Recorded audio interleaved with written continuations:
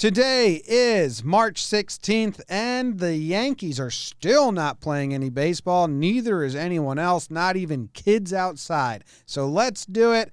Let's get into it. Let's talk Yanks. Talking Yanks with old JOMBOY and Jake.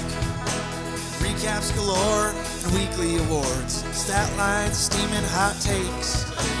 Your Yankees news with these two fine dudes. It's time for Talkin' Yanks. Talkin' Yanks with old JOMBOY and Jake. Talkin' Yanks with old JOMBOY and Jake. And Lindsay. What's up, everybody? Welcome back to another episode of Talkin' Yanks. My name is JOMBOY, and sitting next to me is my best friend and co-host, Talkin' Jake. We're going to have a rad episode today. Yeah. Tough opener. You touched me. Times are tough. You gave me the virus. Times are tough. If Jake goes down, I will go down, as will big producer Big Baby David, because we are in a 8x8 room. Trapped in a box. Making content. Everyone be safe. Everyone else be safe. Quarantine. Welcome to Talkin' Yanks. We are, I don't know, excited is the wrong word to use. I was going to say we're excited to get going, but things are bad, man. Yeah. Baseball's going to get pushed back. You know what is good? We got some new Patreons that are sponsoring the thanks, show. Patreons. Russell Schumeyer. Yes. Anthony Dyke. Andrew Mendez. And Autumn Sharp. And Autumn was our Talking Baseball as well. Yeah, Autumn's all over today. Thank you very much, Autumn. Very pretty name. I like that name. We're going to be putting out a lot of Patreon stuff. And so if you've been waiting to give $2 a month to two losers during a pandemic, now's the time. Wow, using coronavirus to get $2. Now's the time.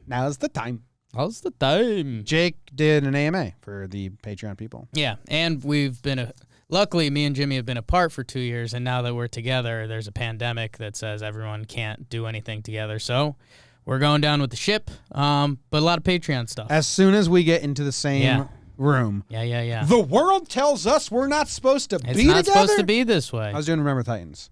Oh. We came together at camp. Cool. I thought you were doing Brokeback Mountain. No. Playing Groveton tonight, y'all. That's a good line.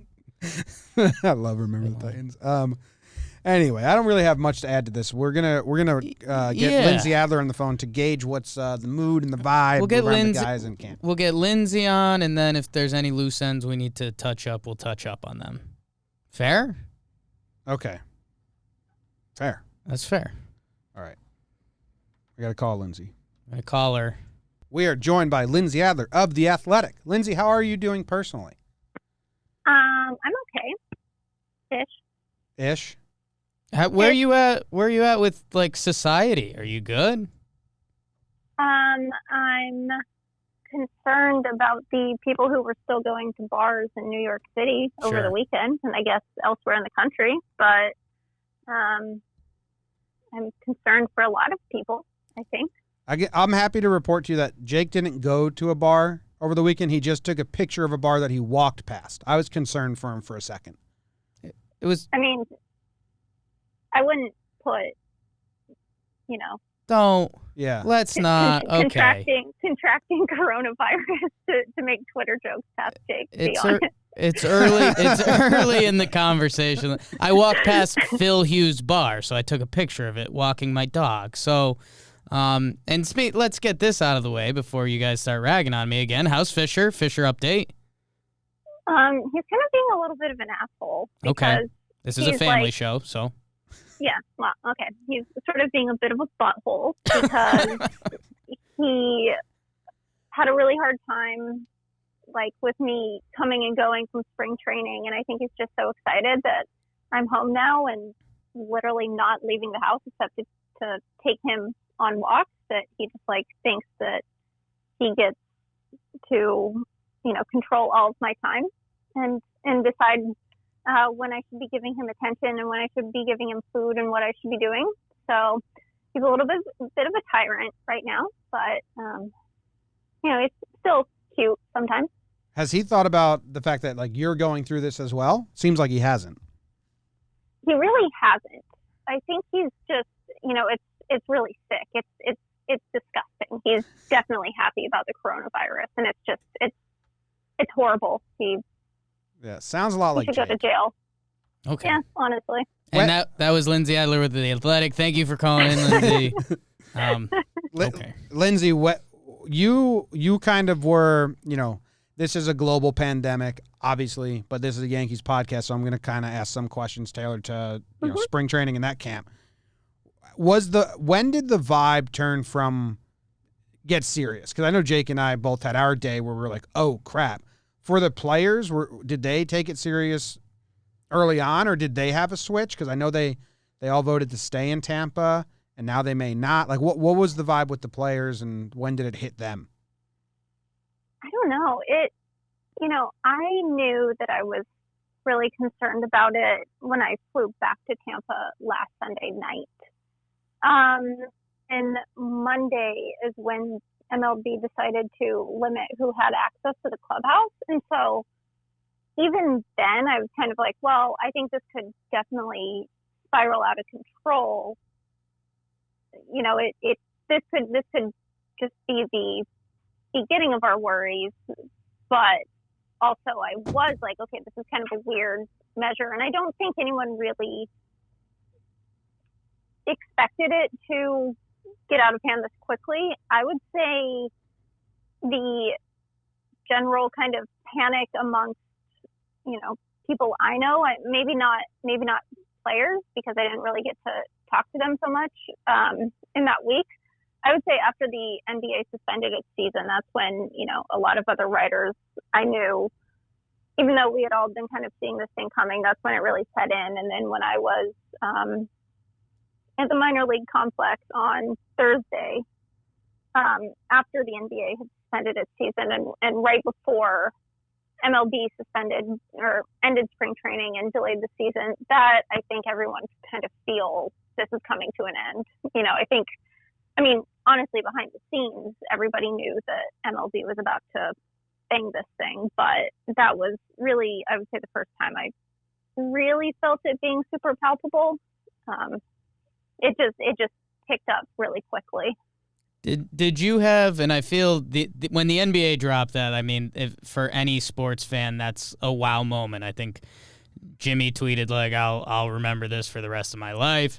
Have you personally, was there like a surreal moment? Was it, I've heard a couple people mention like leaving spring training, the second week of March, and seeing a lot of people also leaving spring training being like, it's over and what's going on, or I don't know. I guess that they put the media behind what, like you guys were fenced off. Was that kind of surreal, or what moment jumps out for you personally? Things were like mostly fine at the ballpark. After they said that we wouldn't have clubhouse access, players were super accommodating. PR did a really good job.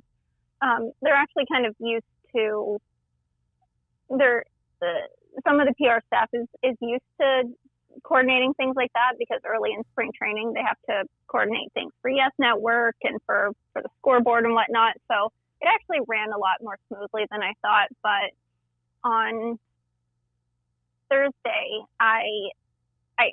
though I did kind of know that I needed to just try to gather as much material as I could. So I talked with Brett Gardner, and I just talked about baseball. And so later that night, I tweeted like, okay, who wants to read like a non-coronavirus baseball story? Right. And then like an hour after that, all of the NBA stuff happened. And I was like, oh my God, like how am I supposed to write this? But what do I do?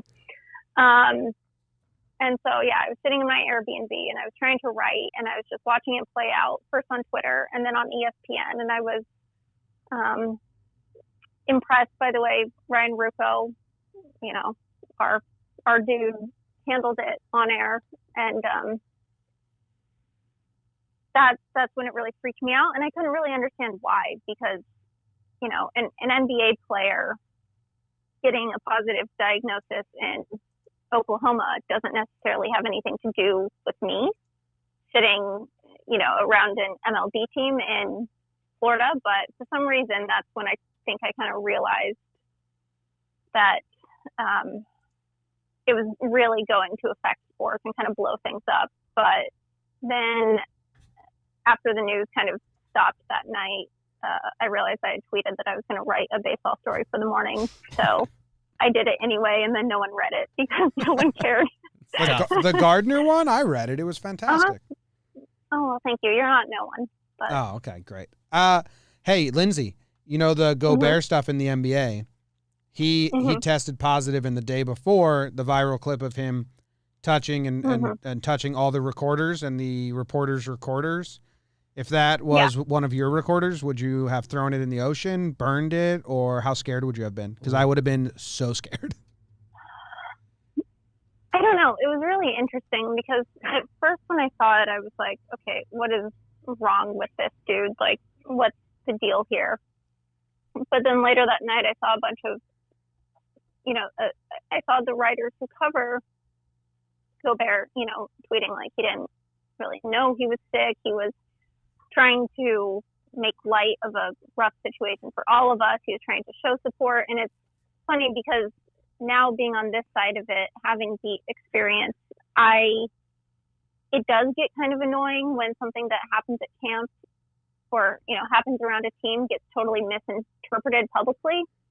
But in retrospect, I probably would have been really concerned about that, but also I just record things on my phone, so I just keep holding them anyway so that I can oh man, tweet. You can't throw out your phone.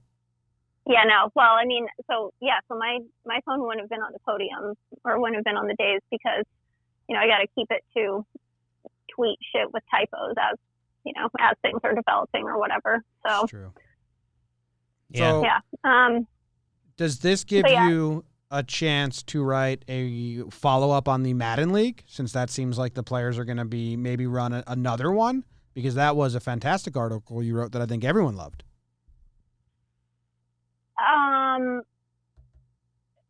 I think it's funny because after Brian Hope tweeted that Zach Britton said that was how the players were going to spend their time, a bunch of people who I don't think read the story were like, they need to put this on Twitch. They need to put this on Twitch. And I was like, oh, well, now Tommy Canley has like a million freaking allies and trying to get his teammates to stream all of this on Twitch. Right now, I'm trying to figure out a lot of other things.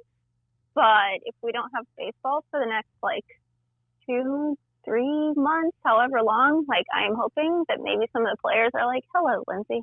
Yeah. How are you? Would you like to write about our Madden League? we have similar hopes. Yeah.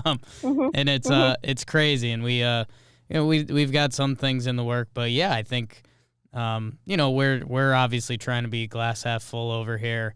And we're hoping that if players aren't playing and they're a little bored, come talk to us. But let's talk a little bit of baseball because I think that's what we normally like to do. Well, and we'll get to art later, as always. Okay. But and I'll put you on the spot a little bit because me and Jimmy haven't fully flushed this out, but we do our talking baseball stuff, and it's hard trying to touch base with the other 29 teams when we're so locked into the Yankees, but. I'll use this as an example. We saw King Felix Hernandez at Braves camp, and he essentially was winning the fifth starter's job, and it was kind of really cool. He was throwing junk, and they had an injury, and he looked good, and it was cool that he was going to be a part of this Braves team, and who knows, maybe he sticks it out, maybe he gets his first playoff appearance, stuff like that. So it's kind of this other side to spring training of guys who were going to get opportunities and make the team. And I guess who on the Yankees really jumps out that baseball-wise, this delay, which, again, everybody, yes, take a step back. We know it's the scope of life. Baseball only matters so much. But, I mean, this could have been an opportunity taken away from somebody, and I'm wondering who jumps out for you when you think of that. That was really one of the things that kind of came to mind quickly. There's a lot of excitement, obviously, that Aaron Judge and Giancarlo Stanton will have time, to come back from injury. But, I mean, someone like maybe Rosel Ferreira or, now who, as I think Aaron Boone said, opened some eyes and he could have served a lot of different purposes. But then I saw him working with Brett Gardner. Obviously, they had him on the infield. Like, it would have been a really cool story. And I mean, and maybe it still will be, but then if Judge and Stanton come back, which obviously is a net positive for the Yankees, and they have Gardner, Talkin, Frazier, Andujar, and then Judge and Stanton. And assuming that Stanton is basically posting up in the DH spot, that's what, 5 outfielders for 3 spots, something like that. So that actually does kind of make the Clint Andujar situation a little bit more interesting, I think. But the thing is, I don't even know how to project any of this because, one, we don't know when the sport is coming back, and 2, I'm really worried that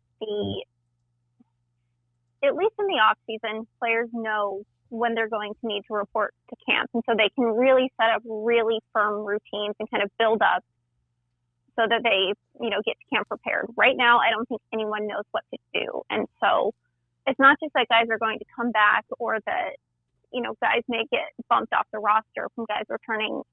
My fear is that this can lead to a lot of injury risk as well. So I don't even know what the situation is going to look like, but I guess one other thing I forgot to mention is it looks like James Paxton will be ready for opening day. Right. So that kind of changes the Clark Schmidt, Mike King, Davey Garcia, even David Hale type of 5th starter situation out there. So there's a lot of guys whose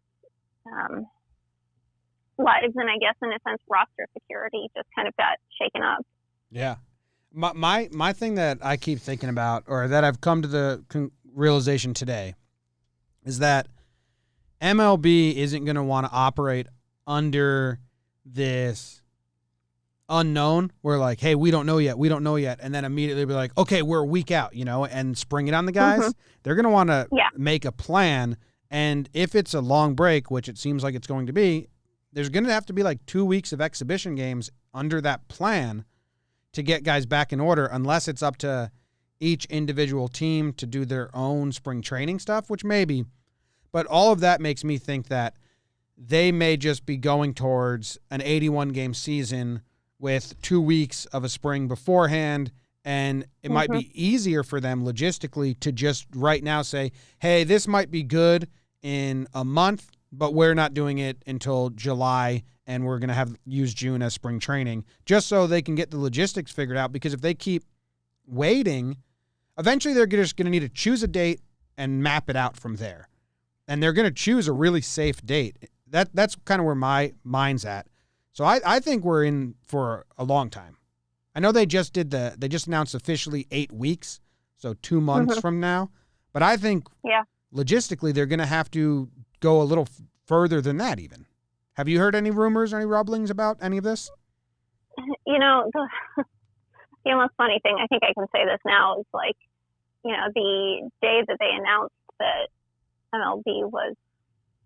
the day MLB announced that, spring was over and the season was going to be delayed, I was hearing from people, like, oh, they're saying May 1st or May 31st. And I was like, May 1st, that's crazy. And then I was like, May 31st, someone must have misheard that. But that was what I think people were expecting then. And then MLB came out and announced, 2-week delay, which I understand why they needed to start it small. But I just don't think anyone knows what to expect right now. And you're probably right. At some point, I mean, Cashman said that, for seasons with labor stoppages, it's been like a 2 to 3 week spring training. And I think you're probably right that maybe it's in everybody's best interest. They pick a date, even if it's far out, and then try to kind of build a schedule back from that, because the guys I keep thinking about are the pitchers, and especially the starting pitchers, because like And like Garrett Cole and Jay Happ were built up to like 65 pitches each, I think. And so if the season's going to be delayed by 2 weeks, okay, then maybe you work to maintain that. But if the season's now delayed by 2 months, and that seems like a preliminary estimate, then how do you set up a program? You know, like I don't think it's necessarily in Jay and Garrett or anyone's best interest to try to maintain that workload, you know, not knowing when it's coming. And so I do think that at some point, if they can just kind of set a date and let people know, you know, how to set a program that way, it would be good. But I actually don't have any faith that we can actually project when it will be safe for baseball to come back. So I don't know that that will happen. Yeah. I think the lucky thing is that they have time. Like they have probably a month to actually see how this plays out more before they set a date, but it's crazy. If it goes to that 81 game season, what Jake and I had a conversation about is that Domingo Germán's suspension will still stand. He'll still have to miss games that other people are playing. So as Yankee fans and Cashman, you can basically just write him out of the entire season if that's true. Like if Pretty he's much. Yeah, so like his season just got washed out. Yep. What's Yep. Oh, sorry. What's No, go ahead. What's the along that topic? Because people talk and we're baseball people and everyone loves doing the kind of the gathered around the coffee station and being like, so what's your idea? Where do you think? Have you heard any good, like semi-ridiculous ideas or cool ideas that they could on how they could shape this season? I know people are casually dropping, they'll just do a bunch of double headers. And like I heard Girardi on the MLB network, and it's kind of addressing the starting pitching issue. He was like, yeah, I think they should expand the rosters for a year so you can have more pitchers because these guys aren't going to be stretched out. Have you heard any good ideas along those lines, or maybe a ridiculously bad idea? We'd like that too. I don't know. I mean, one player I talked to today did say that, he thinks that if it does get to a point where there's a bunch of double headers, the teams with a lot of depth are gonna be the ones who, are best positioned, which obviously that is the Yankees. But no, I haven't heard anything crazy beyond having like hundreds of like teenage and early 20-year-old boys quarantined in a hotel in Tampa for the next 2 weeks. But nothing. I mean, it's obviously a very serious situation, but I also don't know what professional athletes who are not able to, even really work out are going to do. But back to the schedule, I don't know, because the thing that is so nuts to me is that nothing in baseball at any level happens without basically considering all of the logistics. And it's very clear that even with MLB working around the clock to figure this out, they weren't really able to decide how they were going to handle the schedule before they made the decision to bang the rest of spring and push the season back. I mean, honestly, the craziest thing I've heard at this point is the idea that they would still want to get 162 games in. It can't happen. You can't have that many doubleheaders. You can't push the season that far into the winter. Like the postseason should be, in a sense, the postseason should be the thing to protect, and pushing it that late into the year, I don't think is good. Then it gives you a short off season, and the WBC is supposed to be next spring. So from my vantage point, the craziest idea is that a season that begins in June or later really can have 162 games at all. Yeah, it's impossible, especially the players union, spent a lot of time negotiating a lot of those limitations. Like you can't have more than 20 days with a game in a row. You have to have an off day. And there's a cap on how many doubleheaders you can have in a season. So they're not going to relinquish those rights because they worked really hard to get them, and the players and the MLBPA are getting kind of screwed on the side of money, because this is, messing with everyone's bank account. They are millionaires and all that, but it's still messing with what their allotted money. And then it's going to mess with service time. So the MLBPA is kind of losing stuff, so they're not going to kind of give up ground wherever they are asked to on that. So I think that you're right. Like the 161 or 162 game season is just not a possibility, especially if we're going 2 months away. Yeah, and look at the even just the March and April regular season schedule for the Yankees. They see the Orioles and the Rays. Okay, those are easy enough to make up. But then they go to Oakland and Arlington, and I don't know where you fit in a 3-game series against Oakland. Not exactly just a 2-hour Amtrak. And then they go to Arlington, and then they go to Detroit, which I guess they could make up. And then when you go into May, you have Toronto, and then Tampa again, which are easy enough to make up. And then you have Houston, and then they go to Milwaukee, and then to Anaheim. And so they have enough, I think, far trips, and there are CBA rules about travel time and time zones and things like that, and especially as it pertains to travel days and whatnot, that I just don't know. I don't know how you fit in those Oakland and Arlington and Detroit games if you tried to do something close to a full season and condense it. Yeah, seems impossible. It's crazy. What's going on with the Yankees had the first case in baseball of a player testing positive for COVID-19. It's a minor league player at the minor league camp, which is separate from the major league camp. I don't know. Is that crazy? Are people scared now? Do the minor league players scared, or has there been any panic? Were the major league players even aware or around this guy, or you got anything on this story? Yeah, so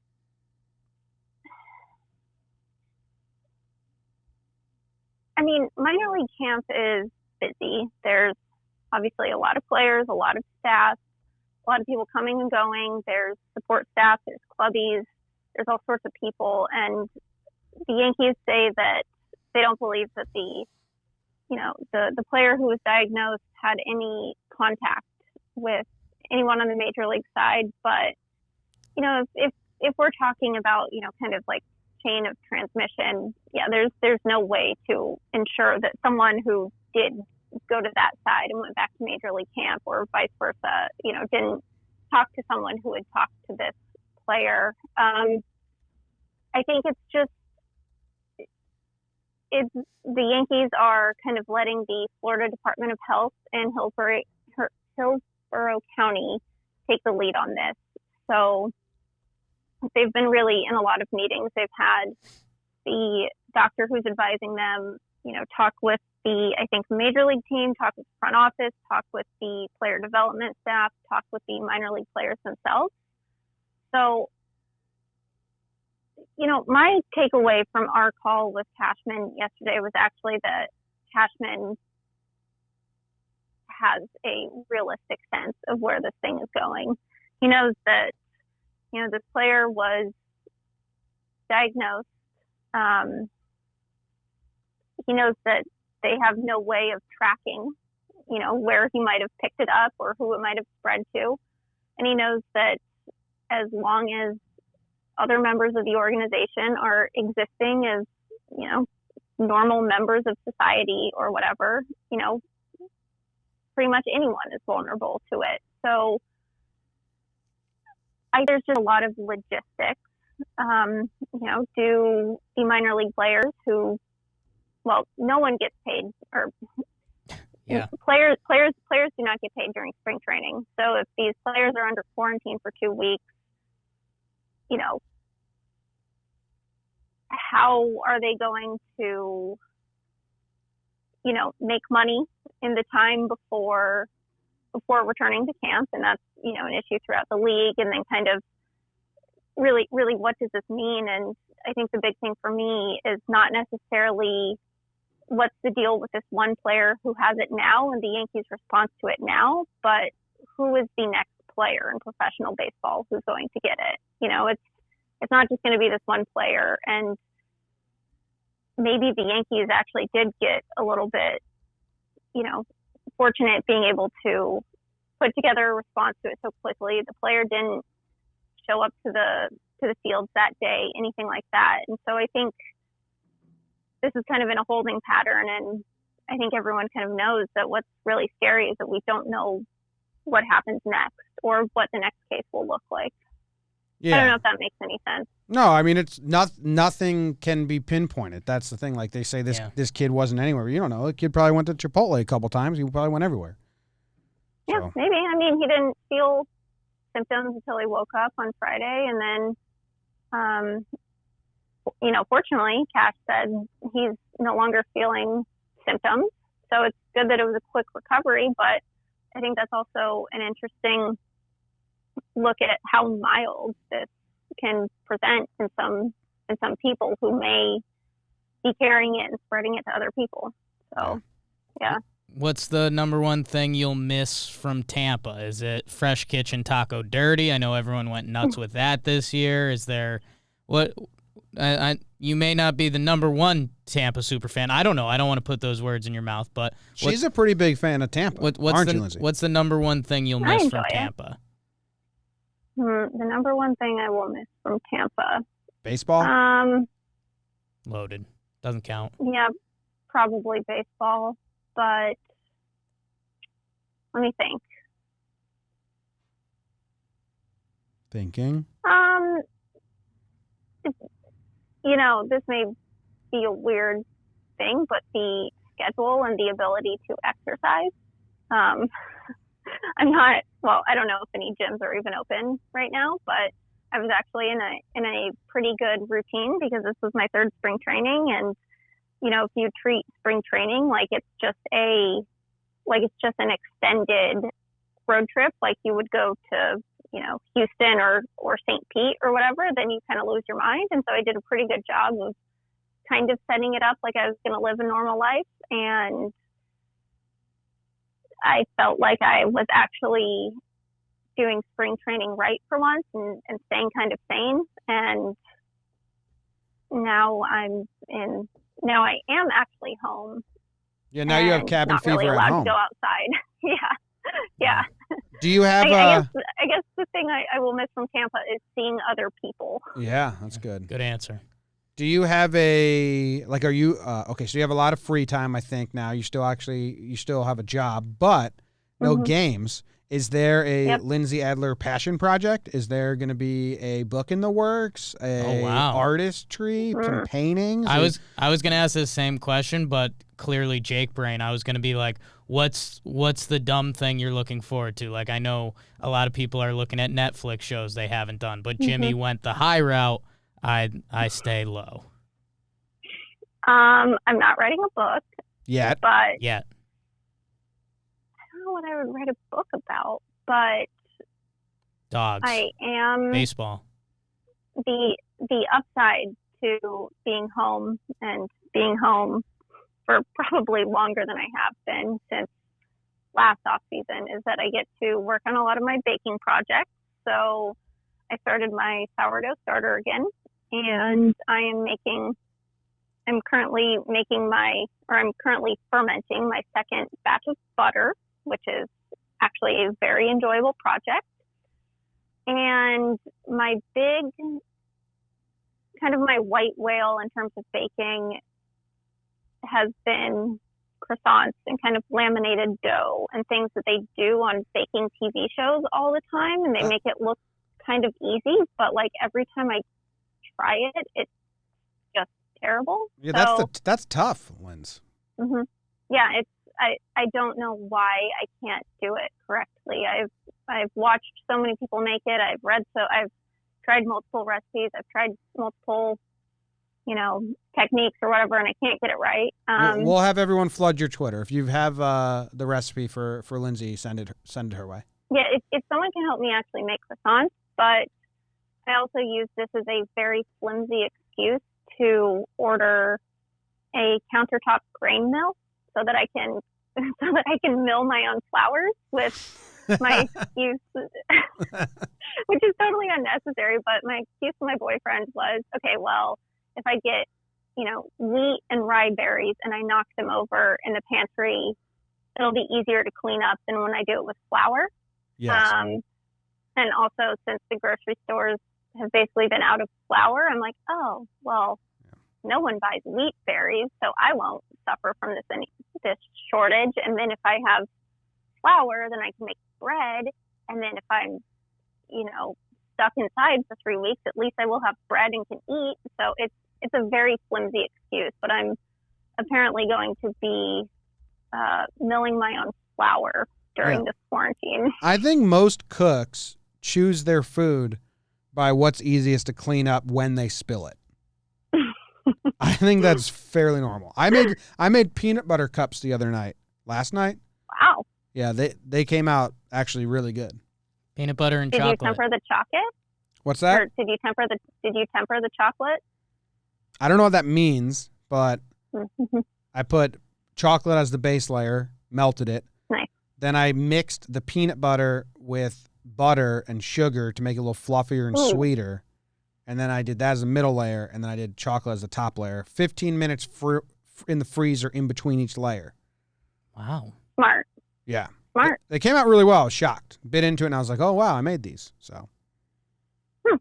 I have a recommendation. I Yes? know that I recommend Bon Appetit Test Kitchen videos. I love all the Brad. time. Yeah. Yes. Brad is great, and actually his producer is a huge Yankees fan. Shout out Matt Hunziker. But Need to get on that. yeah, Claire Saffett does gourmet makes where she basically tries to reverse engineer a bunch of junk food. Yeah, I've watched a lot of those. They're so long. I feel so bad for her.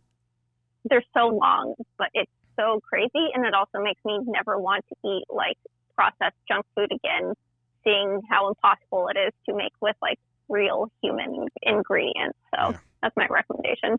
Which Yankee player do you think would appreciate your cooking the most? Garrett Cole and his wife are big into cooking. I found out that Tony Zick, a pitcher who was a non-roster invite, has a farm in Illinois. So I feel like in terms of making my own butter and milling my own flour, we would at least be kind of simpatico on that. I don't think I'm a great cook, and I'm a vegetarian, so it probably doesn't appeal to many major league players, but I know that Garrett Cole and his wife are really into food. They're food people. So I basically just went full Leo Mazzoni and just started rocking the whole time because I didn't have much to add to that, and that's fine, and that was delightful. Do you have any tips for my girlfriend who is excited to go check out the museums and restaurants of New York City as we just moved here, and now she's trapped in a box with me and she doesn't really like me? I would say she should take up baking. Okay. Or we're all doing it. Yeah. Just watch some TV that you refuse to watch with her so that she can get personal space. Yeah. No, there's been a lot of baking in our apartment with no cooking going on, so that's what we've been up to. Mm-hmm. Yeah, I feel like everyone I know, especially given that, like, when I went to the grocery store, it was like pasta and bread were gone. Like, I feel like everyone I know is on a carb-only diet moving forward. So it's a weird. We're all in this together. The weird societal thing is like we're all prepped to have cabin fever for the next 8 months, but everyone's already started like snacking and eating and surviving, which it's a really bizarre case study. Yeah, I don't know how to grocery shop for, in case I'm inside for 3 weeks. I have no idea. I mean, why I just keep, I haven't even, like, I asked my girlfriend, like, hey, how are we on toilet paper? And she was like, every bodega on every corner has a ton, so doesn't it matter? So I don't know where people are living. I guess New York City is a whole different animal. But Not worried about that. Anyway. Oh, best coronavirus tweet that's made you laugh. That's my last question. The one from like before it got bad, where someone said he was pronouncing quarantine like fettuccine. Oh yeah, quarantini. Yeah, quarantini. Nice. Hi, Fisher. That's pretty good. Staring at me. Yeah, quarantini. The one that got me was someone was like, "Hey, why don't we all just keep buying toilet paper at our normal rations? Like, we'll be good." Yeah. Yeah, when I went to the grocery store yesterday, like the stuff that they were sold out of, like, why are people loading up on sriracha?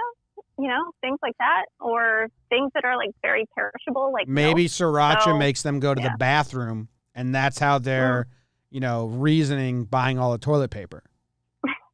It's reverse engineering the system there. They need to justify all the toilet paper that they poured into you made. Yes. Okay, cool. We have one last question. It comes from a Patreon. They want to know your favorite pizza slice. Ooh. My favorite pizza slice. Oh, hell yeah. I'm so ready for this. Scar's Pizza on the Lower East Side. That is my current favorite pizza place in New York. My sadness is that last year, Two Boots, which was my favorite other, kind of fast casual pizza place, went under because of tax evasion. So that'll get you. Tough. So shout out Scar's Pizza. It's really good and it's really cool. And it has like an 80s sports vibe. So yeah. Okay. But what's your slice? Is it just regular cheese? Oh, yeah, just regular cheese. Yeah. I mean, I don't eat meat and like most vegetarian pizzas. So you're from Tracy, and pizza in the West Coast, especially Tracy, Livermore area, is basically fast food pizza or bust. So when you moved to, are you firm New York has better pizza than California? Oh my God. Yes. Well, I'm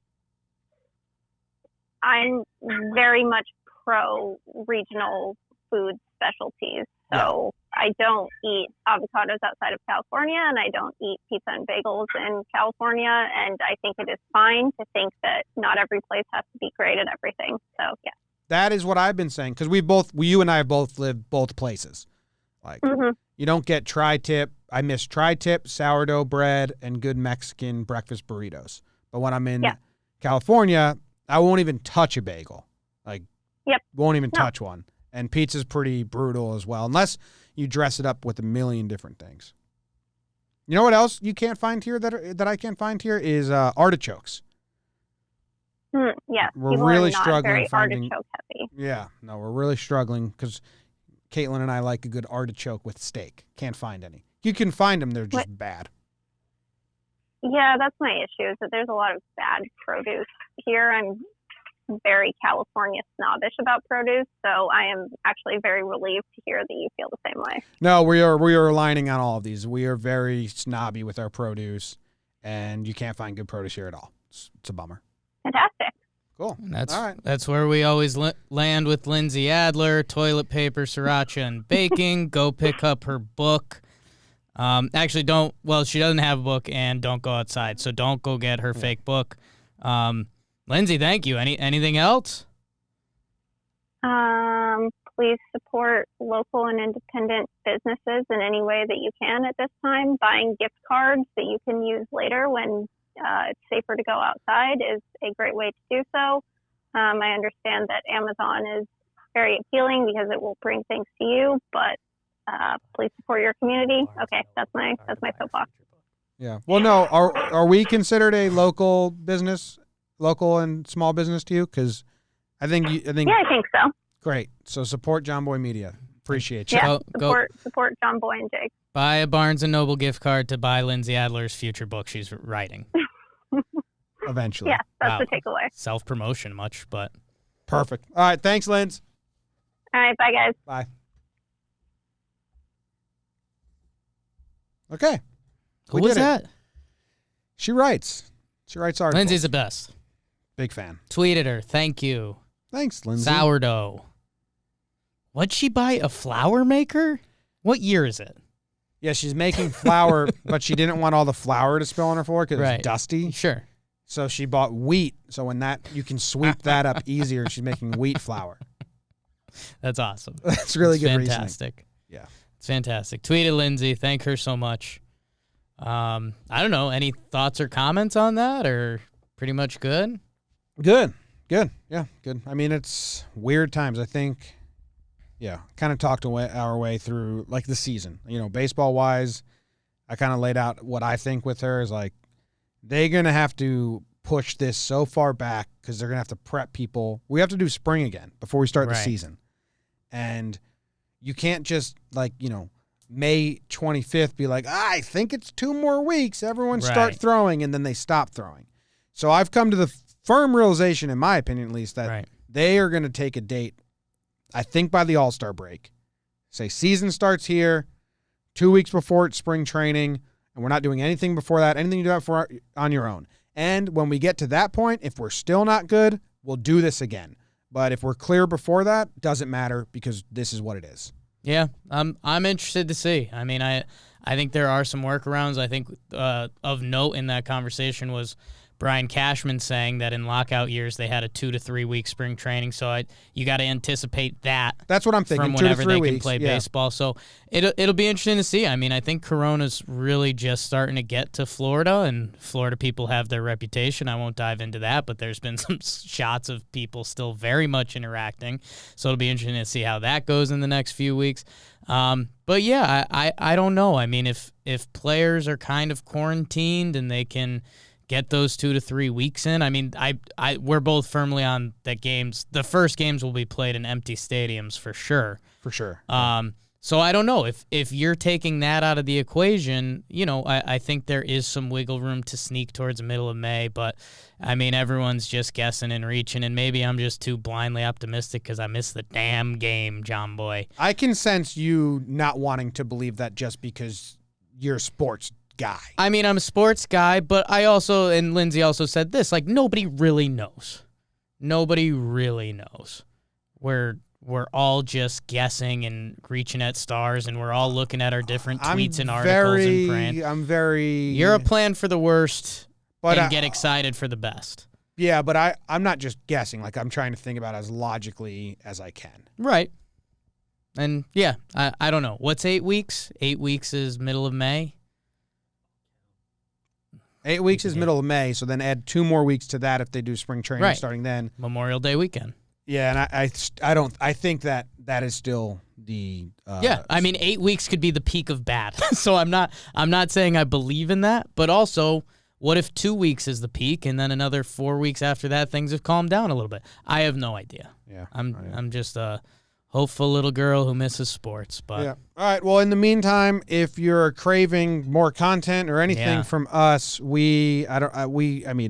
you just listen to Talkin Yanks, we do have Talkin Baseball that we will try to have interviews with writers and players and anyone we can get to hop on the phone with us for both shows. We're going to watch old games and put our commentary over them on the YouTube channels. We have some card games with players being released. I have something nice to say. Watching baggage, watching TV shows. Like, we're trying to put out as much content as we can in this time. How about a thank you to the listeners for the fact that, where we are today, and we've done that enough, but a genuine thank you because today, on a day that's pretty tough for covering baseball and sports, we were able to call up a friend of ours from The Athletic to have a good conversation with us because of you guys, pretty much. Yeah. So thanks everyone. Always appreciate it. Thank you. Check out everything else we're doing if you are craving content. Otherwise, just stick around for more Talkin Yanks. We are continuing the player profile and projections because we recorded all of them. They're all recorded. They're all edited. They're all scheduled out. So enjoy those, even though they're kind of moot. But if it's not a full season, but whatever, enjoy it. That's all from us. We appreciate it. Thank you very much. Go Yanks. Tell 'em, Grams. Go Yankees.